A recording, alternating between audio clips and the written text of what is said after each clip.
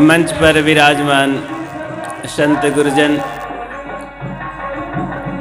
सभा में आए हुए सभी देवी देवताओं, प्यारे बच्चों, सदगुरु कबीर को याद करें। वे अपनी बातें विचार करने के लिए बहुत कहे हैं। मानव जीवन को पाकर के विचार करने से मनुष्यता के सारे दरवाजे खुल जाते हैं,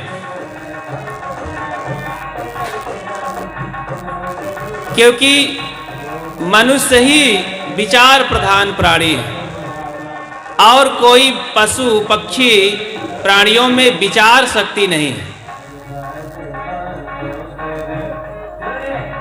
तो सदगुरु कबीर इसीलिए याद दिलाया,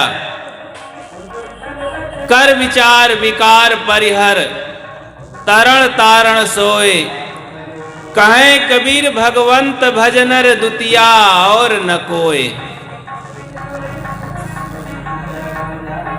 इसी साखी में विचार करें। सदगुरु कबीर विचार करने के लिए कहते हैं, तो हम लोग प्रयास करें थोड़ा सा। कर विचार विकार परिहर, विचार करो और विकारों का परित्याग करो, छोड़ो। विकार मनोविकार, मन के विकार। विकार क्या हैं? जो भीतर उठते हैं गलत विचार, वही विकार हैं। क्रोध, लोभ, मोह, राग, द्वेष, ईर्षा, घृणा, वैमनस्यता, ईर्षा, इस तरह के जो विचार उठ रहे हैं मन में, ये विकार है, मनोविकार। इन सबको त्याग करके ही हम अपनी मंजिल की ओर गति कर सकते हैं। ये अवरोधक है, मलिन गंदगी है, चीजें हैं ये। इससे मन मलिन हो जाता है, दोष उत्पन्न हो जाते हैं, बाधाएं आ खड़ी होती हैं। उसी अंधाधुंध में हम पढ़ करके अपनी मंजिल को समझ ही नहीं पाते हैं कहां जा रहे हैं। तो विचार करते हुए अपने सारे विकारों का त्याग करें। विचार की शक्ति मिली है, मनन की शक्ति मिली है।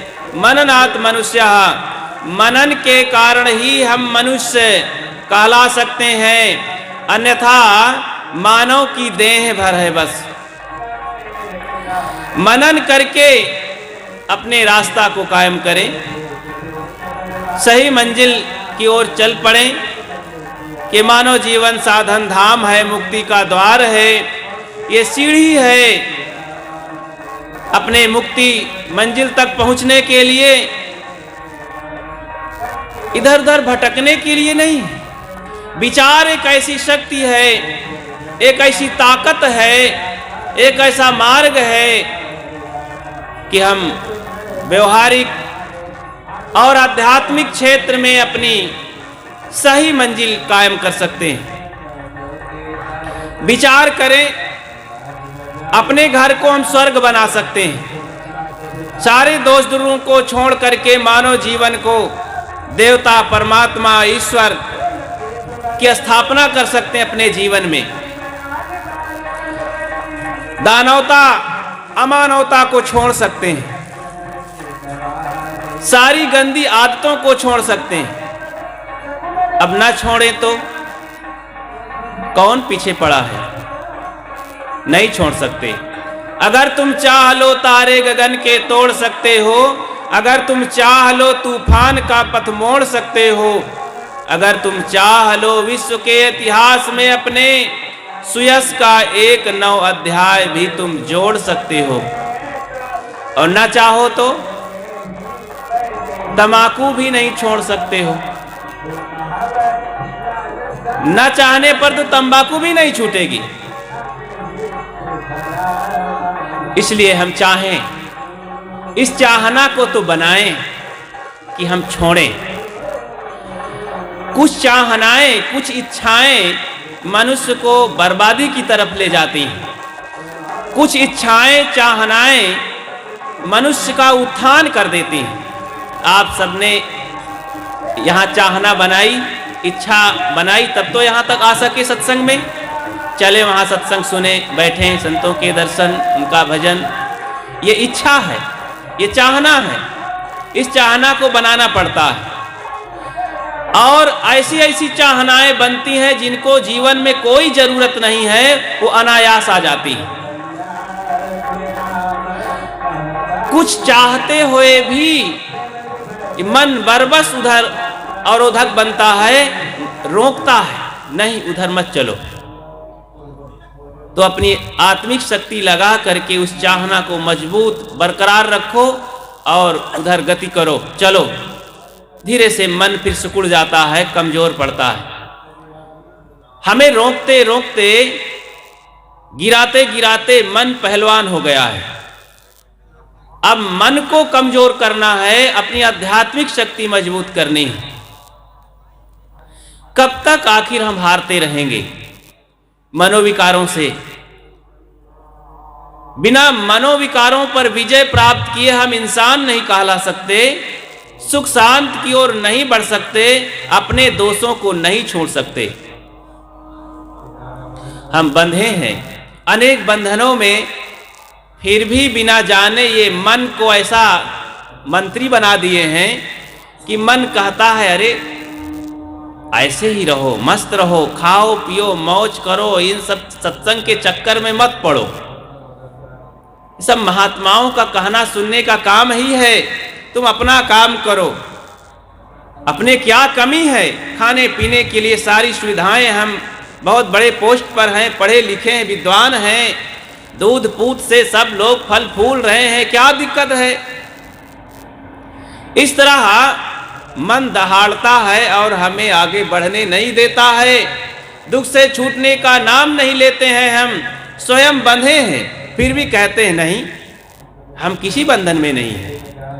पग पग पर हम बंधे हैं अपनी गलत आदतों से, विकारों से, फिर भी उसका त्याग नहीं करते हैं। जैसे एक बहेलिया था, सुग्गों को पकड़ा, तोता सुग्गा को पकड़ा, अपना काम था, क्योंकि वही उसका धंधा, लिए जा रहा था। रास्ते में एक महात्मा की कुटिया मिली। महात्मा उस समय सामने निकले हुए थे। देखे अरे ये तो अपराधी है और इसका वध कर डालेगा। मन में दया भावना उत्पन्न हुई। अरे भाई इधर आओ, क्या करोगी इसको, सुग्गे को, पक्षी को? बोले हमारा धंधा, इसको बेच करके अपना रोजी रोटी चलाएंगे। बोले कितने पैसे के? बोले 5 रुपए के देंगे। महात्मा 5 रुपया दिए और सुग्गे को ले लिए और पिंजड़े में रख करके पढ़ाना चालू किए। सुग्गे को पढ़ा दिए। बहेलिया आएगा, जाल बिछाएगा, दाना डालेगा, हमको फंसाएगा। हम निश्चित नहीं फंसेंगे, नहीं फंसेंगे, नहीं फंसेंगे। सुग्गा रट लिया। सुग्गा पढ़ता है ना, पढ़ लिया। जैसे खूब रट लिया सुग्गा इस मंत्र को, महात्मा ने उसे पिंजड़े से उड़ा दिया। अब वो गया बाग में जहां बहुत सारे तोते रहते थे और अपना मंत्र आलापने लगा। सभी सुग्गों ने वैसा मंत्र कहना चालू किया।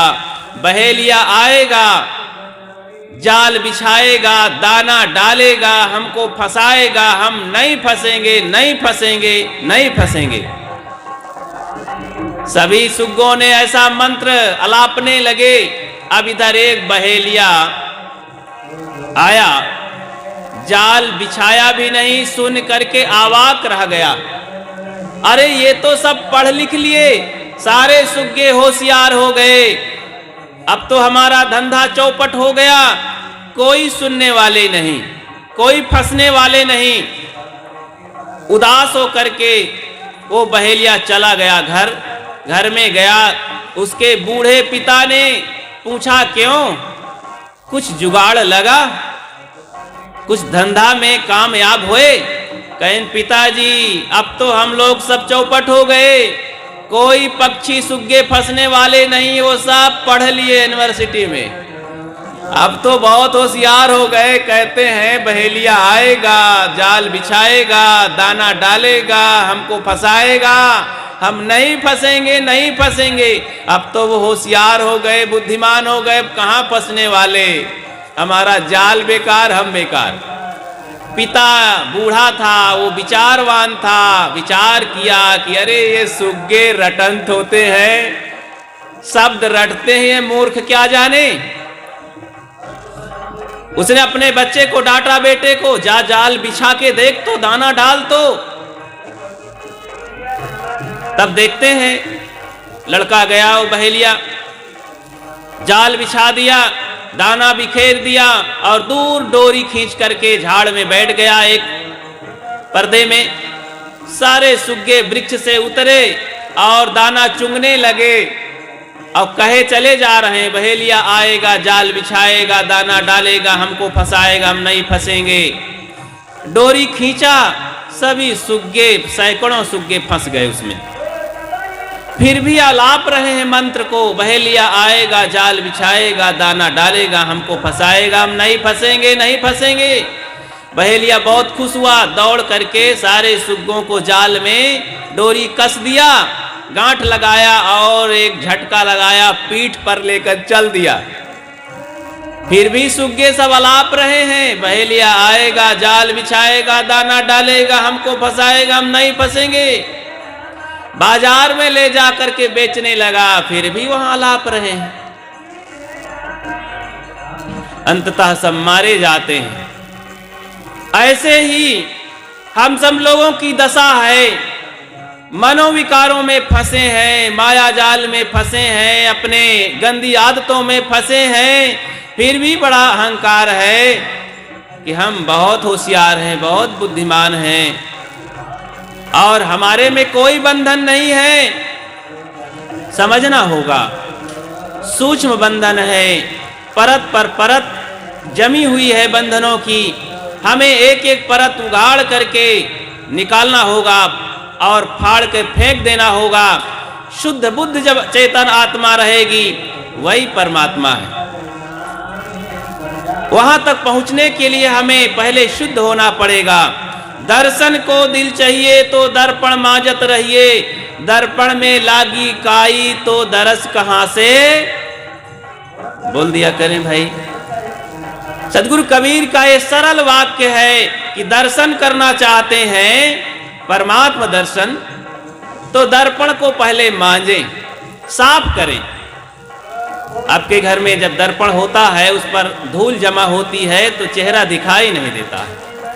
चेहरा देखने के लिए उसे साफ कर दें, कपड़े से पोंछ दें, तब पता चलता है कि चेहरा कैसा है, कहाँ दाग लगा है, कहाँ क्या है, साफ। ऐसे ही हमारा मन एक दर्पण है, उसको साफ करके हम उस आत्मा को महसूस कर सकते हैं, देख सकते हैं।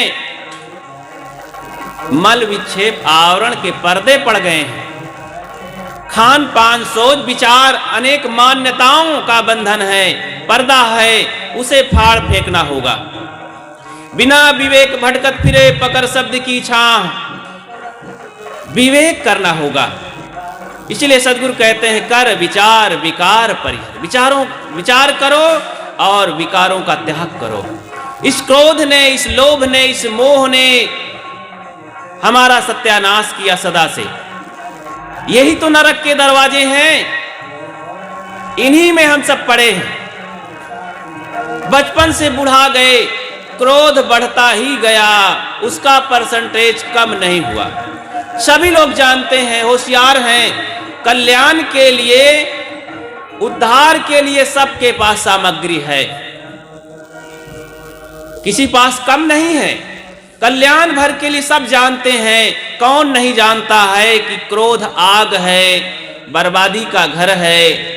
क्रोध से ही अनेक समस्याएं खड़ी होती हैं, सारे झगड़े खड़े होते हैं। छोटी छोटी बातों में, छोटे छोटे नुकसान में, छोटे छोटे कार्यों को लेकर के हम कितना घर में आतंक मचाए रहते हैं, कितना वाद विवाद खड़ा हो जाता है। इस क्रोध ने ही तो। क्रोध के कारण अनेक बीमारियां बन जाती हैं नर नारियों के भीतर हृदय में। क्रोध के साथ हमने कभी झगड़ा किया? क्रोध को मार भगाने के लिए कोई तैयारी की? कोई लाठी डंडा का प्रयोग किया? क्रोध को मार भगाने के लिए हम सोच विचार में लगें, मेहनत करें। जब क्रोध आवे तो उसी समय क्षमा भी तो कर सकते हैं। जैसे क्षमा करेंगे क्रोध अपने आप दुम दगाकर भागेगा। विचार करेंगे कि अरे क्रोध आ गया मेरे। विचार ऐसी शक्ति है कि क्रोध आप नहीं कर सकते हैं, लोभ नहीं कर सकते हैं। जिस लोभ के कारण से जीवन बर्बाद हो जाता है, पाप का बाप लोभ है। लोभ के कारण ही समस्या खड़ी होती है।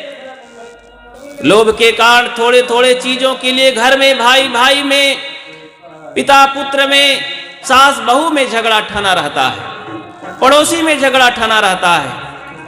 लोभ खत्म हो जाए तो क्या कहना। संतोष आ जाना चाहिए कि संसार की सारी चीजें छूटने वाली हैं, सब जानते हैं, फिर भी उस झगड़े में हम क्यों पड़े? एक दिन तो इस शरीर ही छूट जाएगा। भजन क्यों नहीं करते हैं?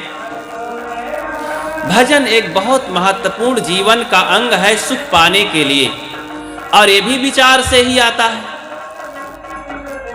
जब शरीर की नश्वरता पर विचार करते हैं, एक एक अंग पर विचार करते हैं, कितना महत्वपूर्ण जीवन मिला है। बड़े भाग मानुष तन पावा। अब बड़े भाग से मनुष्य जन्म मिला है तो इसको हम क्या भाग्य समझ रहे हैं? यही खाने पीने सोने के लिए, लड़ाई झगड़ा झंझट करने के लिए समय तो बीता जा रहा है। अरे भाई, भाग्यशाली तभी हम हैं मानव जीवन को पा करके जब मानवता को प्राप्त हो। सद्गुणों की पूंजी इकट्ठा करें, सदाचार की पूंजी इकट्ठा करें, कुछ सुख समृद्धि इकट्ठा करें, मानव जीवन का कुछ उद्धार करें।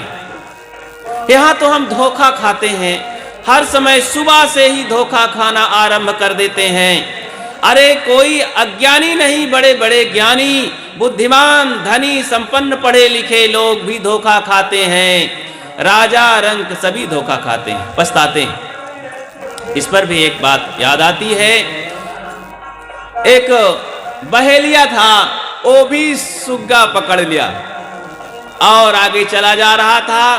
दिमाग लगाया, बड़ा चालाक था। वो सुग्गे को पढ़ा दिया। क्या पढ़ा दिया? इसमें क्या संदेह। इस बात को इतना केवल थोड़ा शब्द पढ़ाया, सुग्गा रट लिया। कुछ भी जब कोई पूछता, इसमें क्या संदेह। अब बाजार ले गया, बहुत बड़ी बाजार, राजा का वो बाजार था। बड़े बड़े दूर से व्यापारी आते थे और बोर्ड लगा दिया, दुनिया वालों, ये ऐसा विचित्र और विलक्षण तोता है कि दुनिया की समस्त विद्या जानता है। हमारे भारतीय परंपरा की चारों वेद, 18 पुराण, 6 शास्त्र, सारे और भी ज्योतिष विद्या, धनुर्विद्या, जीव विज्ञान, रसायन विज्ञान सब जानता है। समस्त विद्याओं को ये तोता जानता है। इसका दाम 1 लाख रुपए।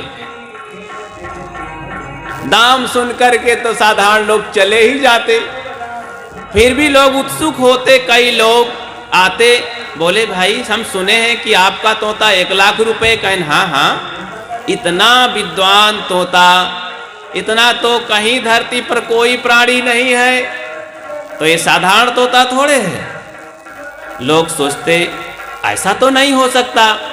एक पंडित जी आए तो खड़े हुए पोथी पत्रा दाब करके, क्या हम पूछ सकते हैं तोते से कोई विषय पर? हाँ हाँ पूछ लीजिए। फिर पंडित जी सोचे कि अगर कहीं उत्तर दे दिया और हम ही से पूछ लिए और हम हार गए तो हमारा सब पोथी पत्रा बेकार हो जाएगा, धंधा चौपट हो जाएगा, सारे जजमान तो ही नहीं करेंगे। इसलिए चुप्पे अपने रास्ता नापो। अपने रास्ता नापा। कई विद्वान आए, कई डॉक्टर मास्टर आए, कोई तो प्रयोग किया, क्यों तोता राम तुम वास्तव में सारे विद्या जानते हो तो इतना बोल दिया, तुम्हें इसमें क्या संदेह। सोचे भाई इनसे पूछना बेकार है, तो सब जानता है। ऐसा करते करते कोई खरीद नहीं पाया। शाम हो गई, राजा आया, देखा कि एक व्यापारी एक तोता लिए बैठा है, उसका माल बिका नहीं। बोले क्या है भाई, कैसे बैठे हो? बोला हमारा माल बिका नहीं। अच्छा, एक तोता कैसा है? वो कहें हुजूर ऐसा है, विलक्षण तोता, 1 लाख रुपए का। इतना महंगा तोता तुम्हारा? कहें हुजूर इसी से पूछ लो, सारी विद्या दुनिया की ये जानता है, वेद शास्त्र पुराण। अच्छा ऐसी बात है, क्यों तोते राम तुम 1 लाख रुपए के हो, इसमें क्या संदेह? तो राजा अवाक रह गया। अच्छा ठीक है, जाओ भाई खजाना से 1 लाख रुपए लाओ। दे करके तोते को ले गया। राजा बहुत खुश था, उधर चिंता भी सवार थी, नींद नहीं आ रही थी कि 1 लाख का तोता मैं खरीदा हूं, ये सार्थक कैसे हो, इसका अंदाजा कैसे लगे। सुबह विज्ञापन किया टीवी में, मेरे पास ऐसा तोता आया है कि भूमंडल पर कहीं ऐसा तोता नहीं है, कोई भी विद्वान महात्मा पंडित आकर के शास्त्रार्थ कर सकता है। सुबह होते ही बड़े बड़े विद्वान पंडित महात्मा सब आने लगे, लेकिन जो ही पूछे तो घबरा के लोग भाग जाए कि हारना ठीक नहीं है। मनुष्य के पास एक बहुत बड़ा घमंड होता है, वो सोचता है अगर मैं हार गया तो गड़बड़ हो जाएगा, इसलिए हारना ठीक नहीं है। तो लौट जाते। इतने में एक महात्मा आए, 1 बज गया था, अजमाते अजमाते राजा फूला न समाता था कि वाह मेरे समान अब ऐसा अनोखी चीज किसी के पास नहीं होगी। ललकारता रहता। महात्मा बोले कि क्यों राजन, मैं सुना हूं कि तुम्हारे पास तोता है ऐसा विलक्षण। अरे कहें तुम कहाँ भूले भटके आ गए, बड़े बड़े पंडित उपाध्याय ज्योतिषाचार्य यहाँ ठहरे नहीं, आप यहाँ क्यों चले आए? महात्मा हो करके कुछ जानते न बूझते हो, अनपढ़ हो, एक कबीर पंथी हो। महात्मा सोचते हैं कबीर पंथी पढ़े लिखे होते नहीं, कोई विद्वान शास्त्री तो होते नहीं। पंडित जी ने कहा अरे आप क्या करना चाहते? बोले मैं भी थोड़ा आजमाना चाहता हूं, देख लूं। तोता तो ऐसा नहीं हो सकता है। अरे एक पक्षी, मनुष्य तो सारी विद्या को पढ़ नहीं सकता है, ये पक्षी पशु कैसे पढ़ सकता है? तोता रटता है, वो तो जानता नहीं है। पारखी थे, इसीलिए पारख की बहुत बड़ी जरूरत है। हर जगह पारख करो। जब आप पारखी हो जाएंगे ना, परखने की शक्ति जागृत हो जाएगी, तो आपके जीवन में कभी भी झूठाई और धोखेबाजी चल नहीं सकती है। आप धोखा नहीं खा सकते कहीं भी, इसलिए पारखी बनो। महात्मा ने कहा मैं थोड़ा परखता हूं। तोता को के पास गए महात्मा, नीचे ऊपर देखे तो पिंजड़े में वो बंद था।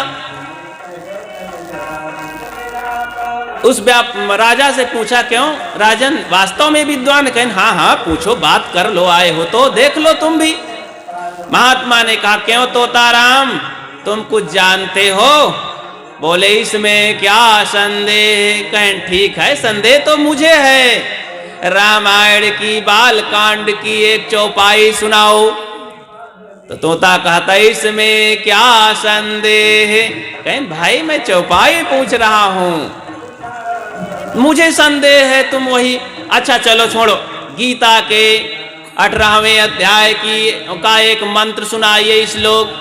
तो फिर कहता है तोता इसमें क्या संदेह?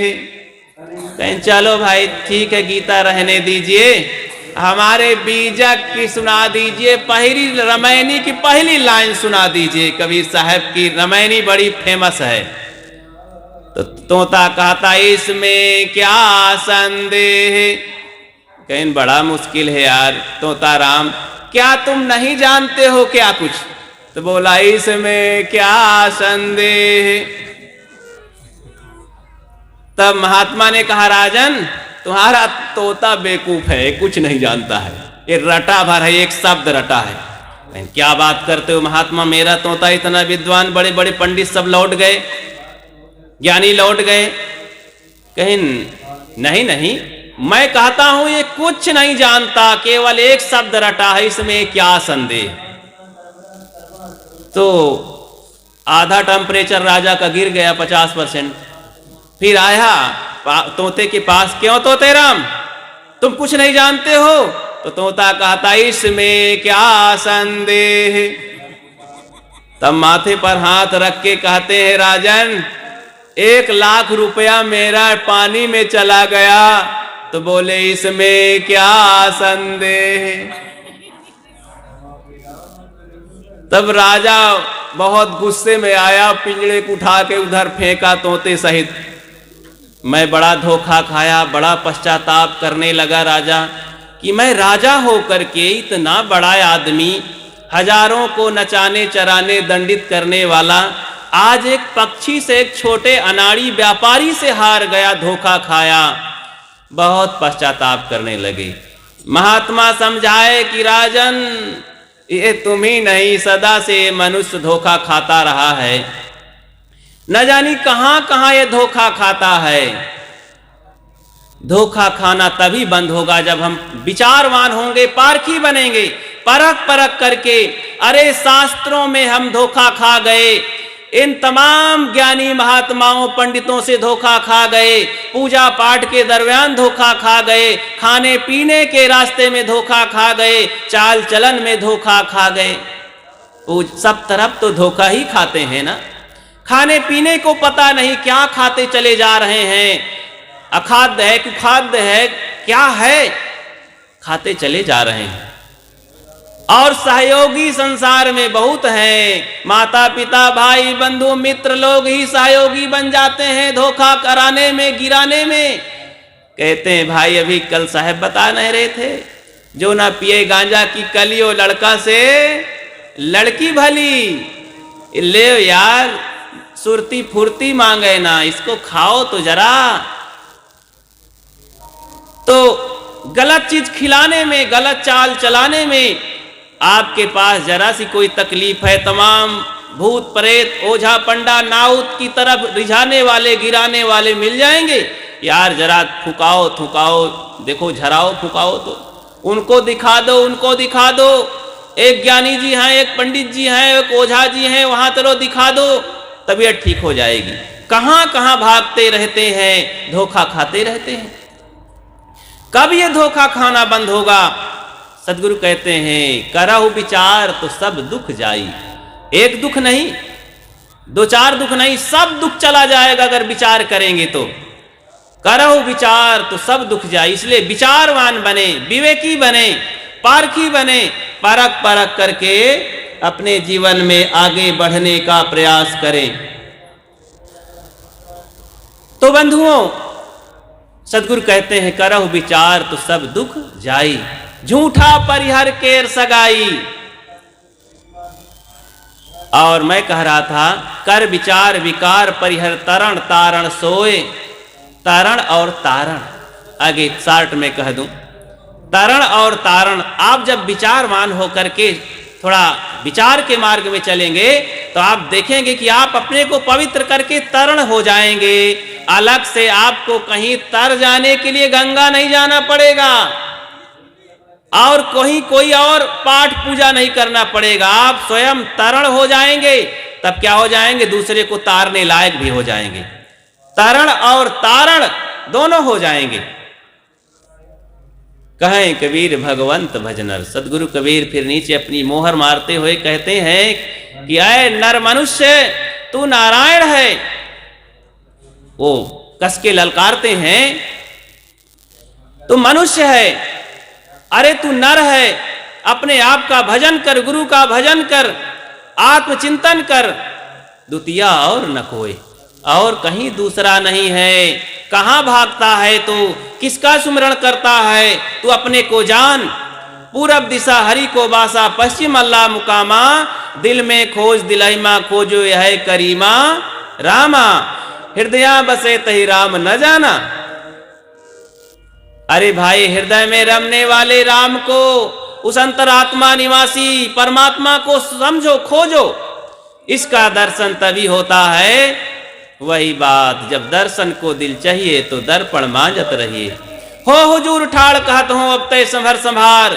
सदगुरु कबीर ललकारते हैं कि अरे तुम हुजूर हो, परमात्मा हो, मालिक हो, अब तय संभर संभार, बस अपने को संभाल लो, गड्ढे में मत गिरो, धोखा मत खाओ, परखो, विचार करो और स्वयं तुम मालिक हो, परमात्मा हो। तो इस तरह हम विचार के माध्यम से सारे दोषों को छोड़ करके स्वयं आत्मचिंतन करें, भटकना बंद करें, अंधविश्वास छोड़ें, गलत खान पान आदत छोड़ें, स्वयं अपने में स्थिर होएं और अपनी खुशियों में जिएं। मैं अपनी बात को यहीं विराम देता हूँ। बोलिए सद्गुरु देव की जय। साहिब।